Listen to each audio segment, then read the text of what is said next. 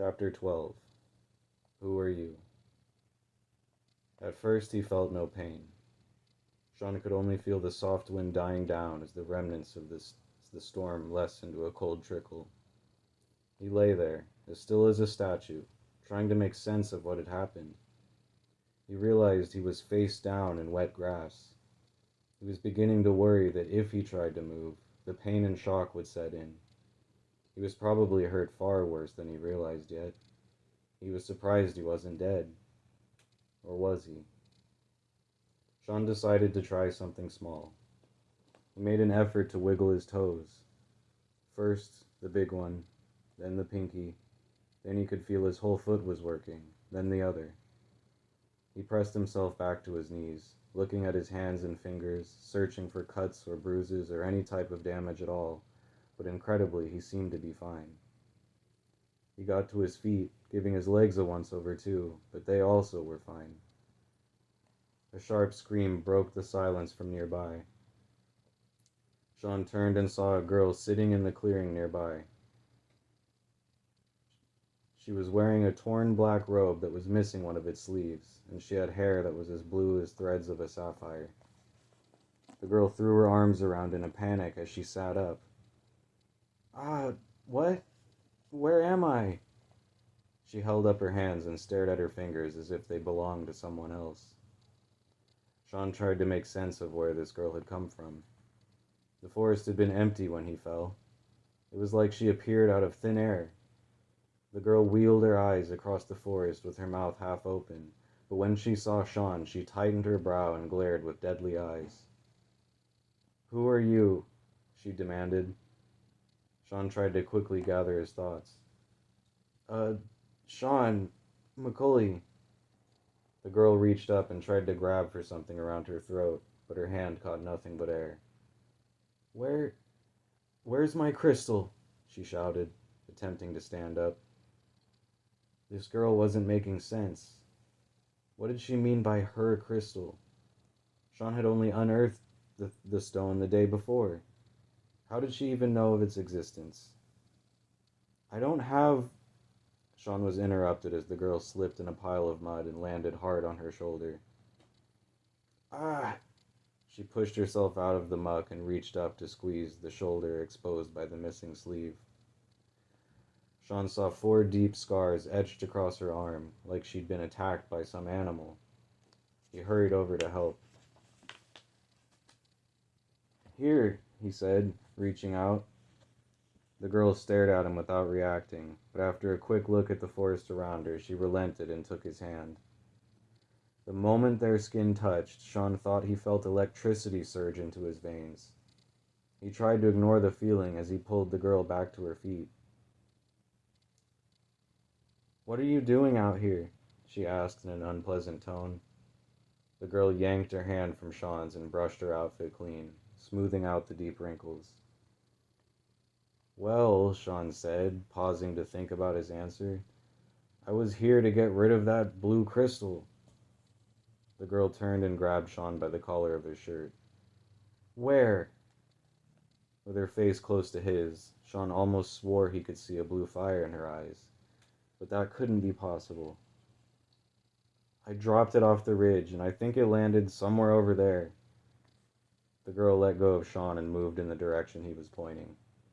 She quickly found the blue stone and knelt down to grab it. Once it was within her grasp, she froze. The girl brushed her fingers against the crystal, then took a rapid breath. "The fire.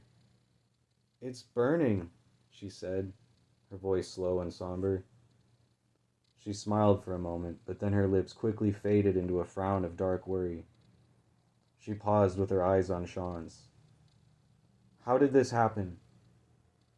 "I don't know, I just touched it," Sean said with a shrug. The girl stared at the crystal with her eyebrows pressed together. "You touched it? That's all?" Sean was surprised she was able to see the fire at all. His own mother hadn't even been able to. "Yes, that's all," he said. The girl watched the flame in the crystal dance with eyes that seemed a world away. "So, what's your name?" Sean asked. "I already told you mine." The girl glared at Sean, as if deciding if she could trust him. Maney, she said, drawing her eyes slowly back to the stone. That's a strange name, Sean said. So is Sean McCulley, Maney said back, sounding angry. For a moment she just stared at him, then her eyes dropped and flicked from side to side. What's going on? She blurted out.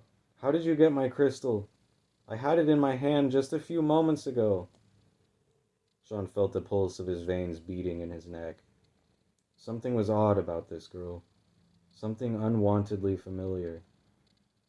I just found it over there. It was buried inside that hole. Maney got to her feet and went to the ditch where the safe had been buried. She looked inside and froze with her eyes on the water's surface. There was a skeleton inside the water. The person's hand was holding the necklace.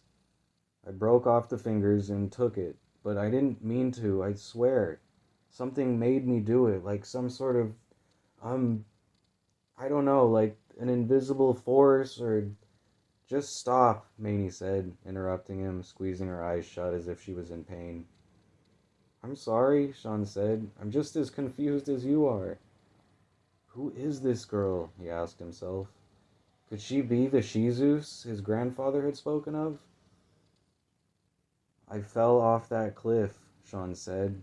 I'm surprised I'm not dead. What do you mean, you fell? Actually, I didn't fall. The wind pushed me.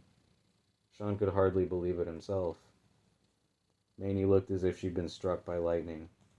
She scanned the trees and rocks, as if looking for something that wasn't there. Where's the snow? And that kid? And the bear? What's happening? It wasn't daytime before I... Sean felt a drumbeat of chills dance across his neck. It all began to make sense. The bear, the snow. This was the She-Zeus. His grandfather must be the kid she was talking about. You fell from the cliff just like I did, didn't you? The wind pushed you off. Maney shook her head in silence. I... No. She stopped speaking and went towards Sean, grabbing him by the wrist. You need to come with me.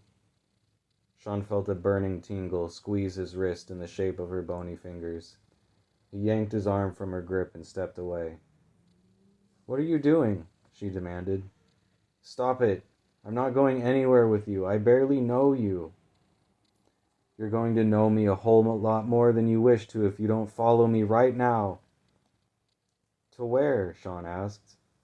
The question seemed to anger her. Why does it matter? You'll be back before you know we left.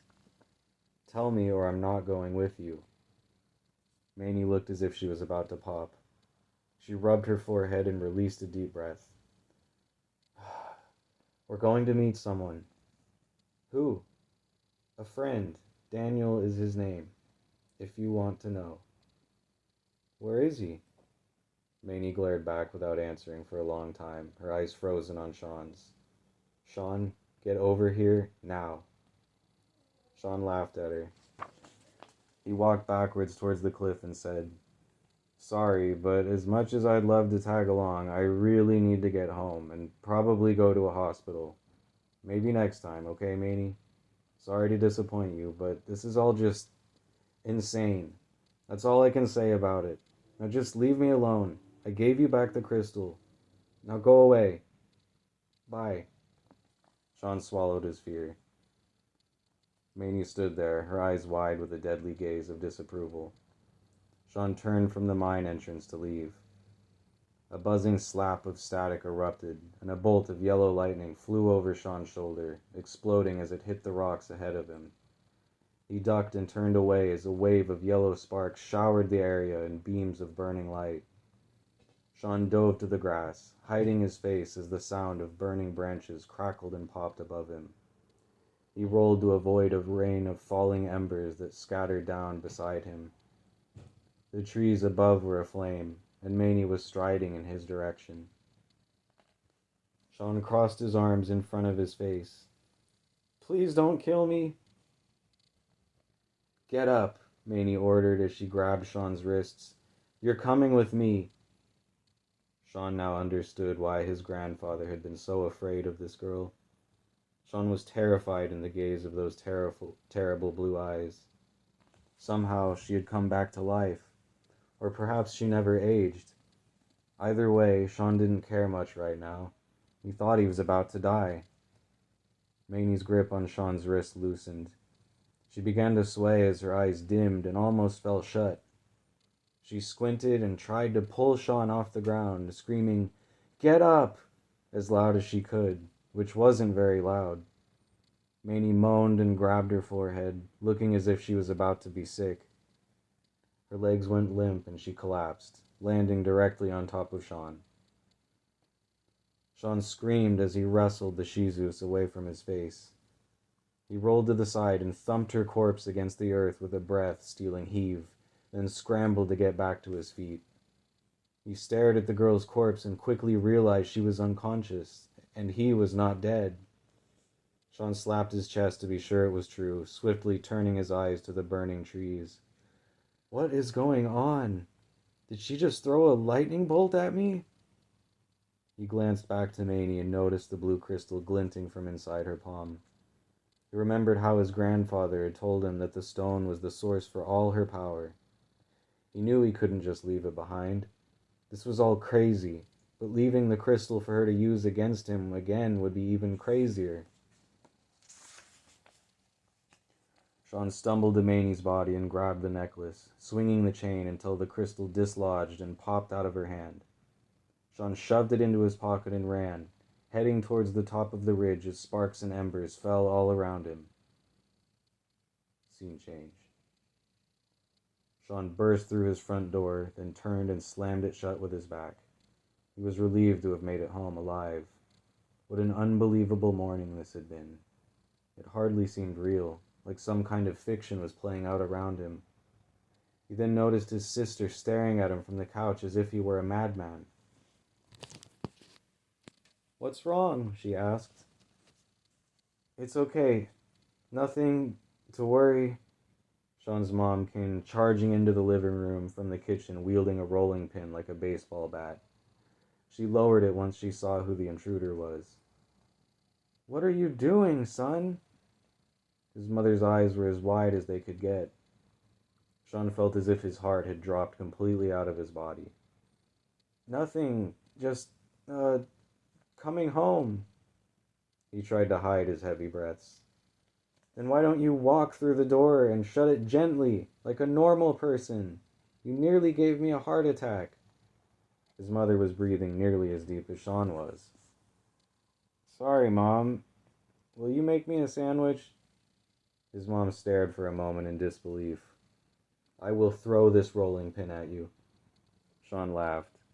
His mom shook her head in disgust and returned to the kitchen. Sean followed her in. "Why do you have to do that to me?" she asked. "Are you trying to kill me?" His mom seated herself at the table, looking over a pile of papers. Nearby was her black leather briefcase. "Sorry, I was in a hurry." "A hurry for what?" "To, get a sandwich. I really like the way you make them. Mustard gets spread very evenly, perfect amount of cheese and lettuce." His mom rolled her eyes and kept reading. Sean tried to slow his breathing to his heart, so his heart wouldn't pop like a balloon. "Where's Grandpa?" "Seeing an eye doctor." Sean would have to tell him what happened with the crystal later. 3 sharp raps on the door grabbed both he and his mother's attention. Sean stood as still as a statue, paralyzed by the fear of who it was. His mom slipped past in a hurry. "It's Waits bringing over the case notes." "No, Mom, wait." Sean watched in suspense from the kitchen entrance. His mom grabbed the door and opened it. Based on her reaction, Sean knew it wasn't who she expected. "Oh, sweetie, it's not Halloween yet." "Excuse me?" Sean heard a girl's voice reply. "Are you supposed to be a witch? I probably have some candy around here somewhere."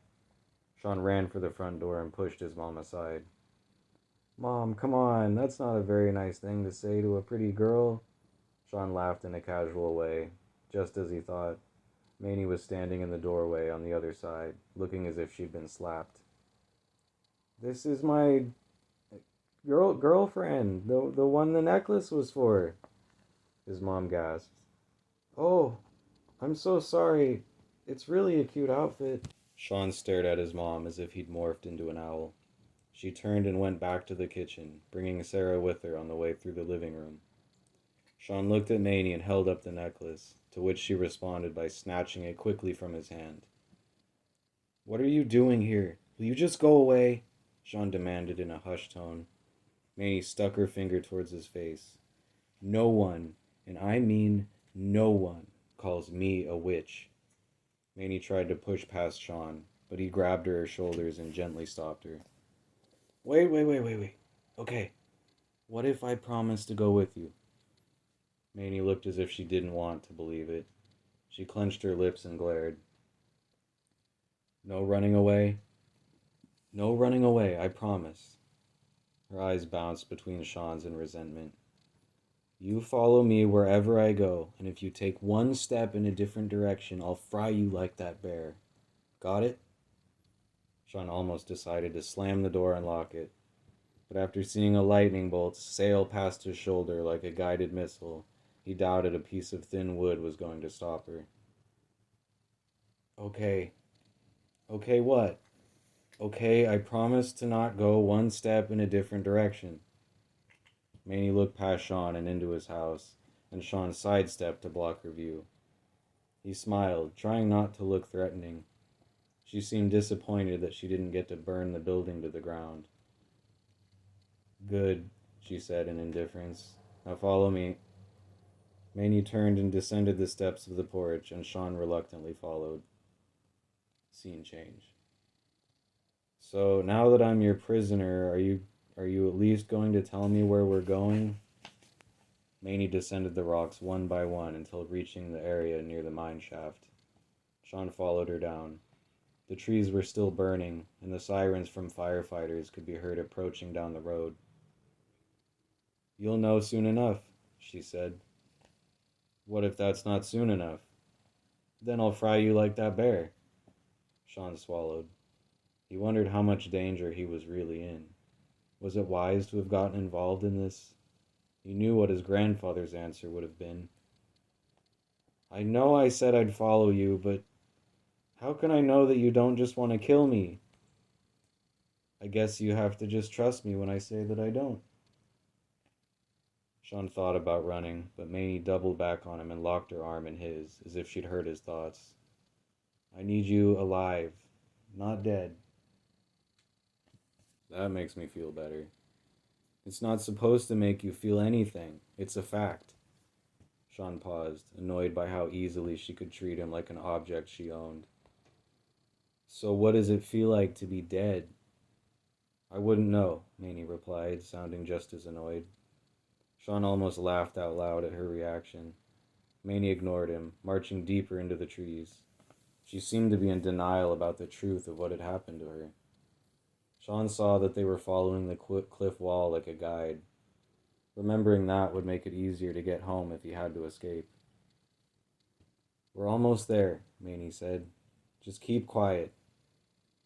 They walked in silence for a short time. Then something struck Sean's mind. How did you know where to find me? I thought you passed out. I did pass out and awoke to find that you possess no manners.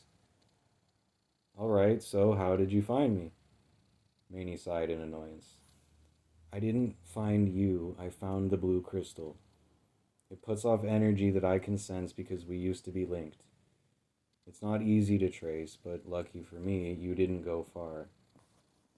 You can telepathically track a rock? You can, see its thoughts? The idea of that made Sean chuckle. No. Have you ever stood in a room where there's a fire? Even though it's far away, you can still feel the heat on your skin. That's what it's like with this particular crystal. And I guess my house couldn't hide its heat. I guess not. Mamie led Sean towards a dip in the hill. Then she stopped and stared. Part of Sean wondered if this girl was some stray mental patient who had wandered into the area. But then that would mean he was insane too, because he had surely seen a bolt of lightning fly over his shoulder, and a group of ghosts who tried to kill him. And if gravity meant anything anymore, he knew he should be dead after a fall from such a high cliff, just like she should be. Okay, now, just be calm. Manny went towards the cliff wall, pulling Sean along with her. The closer they came to reaching it, the more Sean struggled to break free. Manny, we're going to walk into those rocks. Shut up, we'll be fine. She kept going, so Sean ripped his arm from hers and shuffled back a few steps. What are you doing? He demanded. Manny's brow crossed into a deadly glare. What did I say would happen if you stopped following me? You were about to walk us straight into the wall. Are you blind? Manny slipped around to Sean's side and shoved him towards the cliff. He stopped himself with his hands, confirming that it was as solid as he thought it should be. He turned and leaned against the stones as Manny came towards him. See, he said. She pressed the blue crystal against the rocks beside Sean's shoulder, and then he fell back, slipping through the rock like nothing was there. Sean fluttered his arms from the sudden loss of gravity and unconsciously grabbed Manny's wrist. As he fell through the wall, she was pulled inside with him. Sean noticed a warm, tingling sensation rush across his whole body before he collided with a rough stone floor on the other side. Then, Manny came through the rocks and fell on top of him, grinding in the pain even more. Let go of me, Manny demanded. Sean released Manny's arm and allowed her to get to her feet. He rubbed his back while Manny wiped a layer of dust off her robe. Idiot! We could have just walked through. Yeah, well, forgive me for not expecting a cliff wall to be walk-throughable, Sean moaned in agony, trying to regain his breath. How did we just do that? What is going on? Get up. We're in a hurry. Yes, Your Majesty. Excuse me for being in extreme amounts of pain. Anything else I can do to serve you? Manny grabbed Sean's hand, yanking him back to his feet. He brushed his shoulders until his clothes came clean, then stared into his eyes. Now that they were in the darkness of the small cave, Sean could see that Manny's eyes really did have a blue fire in them, dancing just on the edge of her pupils, just like the flame in the blue crystal. Why do your eyes do that? Sean asked. They've been that way ever since I was a baby, Manny said, releasing a long breath. Ever since I first touched the crystal. I'm sorry. I forgot we're from such different places. I guess people where you come from don't walk through walls or wield lightning at their fingertips. Sean shook his head, feeling the weight and oddness of his next words before he even said them. Only in books or movies. Manny placed her hands on her hips. Well, at least we have some common ground. I like to read books. I've never heard of a movie before, but I like plays that are made to sing along. Sean smiled. Manny turned her eyes from his and stopped speaking. She moved away and went deeper into the cave. Hurry along, prisoner. Why did you stop? Sean asked. Time is running short. Now come on, we can talk later. Sean knew he was forced to follow her, now that he had no way to go back. He pushed his hands against the rocks behind him, but they were as solid as they had been before. I'm only a prisoner for now, Sean said. Once this is over, I'll be free to go wherever I want. Only if I decide to let you. Sean felt his palms begin to sweat. You promised to let me go. Calm down, it was said in jest. Sean blew air from his nose. In jest. Yeah, haha, very funny.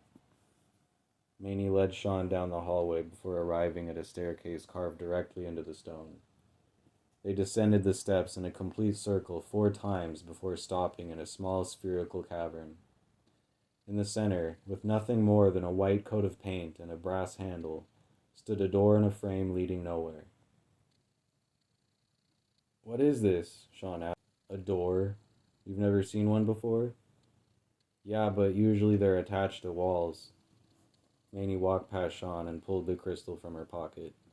She reached out and touched the door with the tip of the stone. Sean watched in disbelief as a pinhole sank into the wood as if it were made of clay. The hole quickly grew into what looked like a keyhole. Manny shoved the blue crystal inside, twisting left, then right. The door groaned and creaked like the wood was being twisted in the grip of some giant monster. Manny pulled her crystal from the lock and hung it by its silver necklace. She stood away and took her place beside Sean. With a humming whir of air, lights and colors spilled around the door, painting the darkened cavern with a light show of a million different colors. Warm air blew against Sean's face, then cold, then sand, then mist and rain, even snow. Sean was so astonished he could barely stay standing. Beyond the cracks, Sean saw jungles and deserts twist by, cities rimmed with ice, places that didn't exist, glimpses of imaginary worlds. Sometimes he could hear the rumble of people and crowds as they traded goods and spilled among tight streets. Other times he heard animals, smelled things that were sweet. All of it just on the other side of the door. Then, with a cracking explosion of thunder, the light show flashed to a halt. Sean ducked and closed his eyes as the rumble died around him. He scanned the cavern for fear of the roof falling in, but the rocks remained strong. He turned and saw gold light spilling in from all edges of the door, lighting a veil of mist that blew through from the other side. The droplets hovered across the floor, lit like a sea of gold. Sean went around the door, but it seemed unaffected on this side. No beams of light, no moisture, just a white wooden door. He came back around and stared at Maney with his mouth hung open. "What just happened?" he asked, barely able to comprehend what he'd seen. It seemed impossible. "What is this?" Maney smiled. "That's how I felt last night." Sean remembered that last night had been 70 years ago for her. She still didn't seem to understand. But after looking and staring at the door and remembering his own fall from the ridge, he decided that neither did he. "Open it," Maney said. "Why me?" Sean asked. "Because I want to see the look on your face when you do." Sean shook his head. "You're crazy," he said, taking a deep breath. "But not as crazy as I am for coming with you." Sean reached out and grabbed a smooth brass knob with sweaty fingers. It was warm. "We don't have all day," Maney said from behind. Sean wondered if this was the smart thing to do. What could possibly be on the other side? A new world? Was that really possible? He had never liked going to new places. He could hardly stand it when his family had moved to a different house on the other side of town.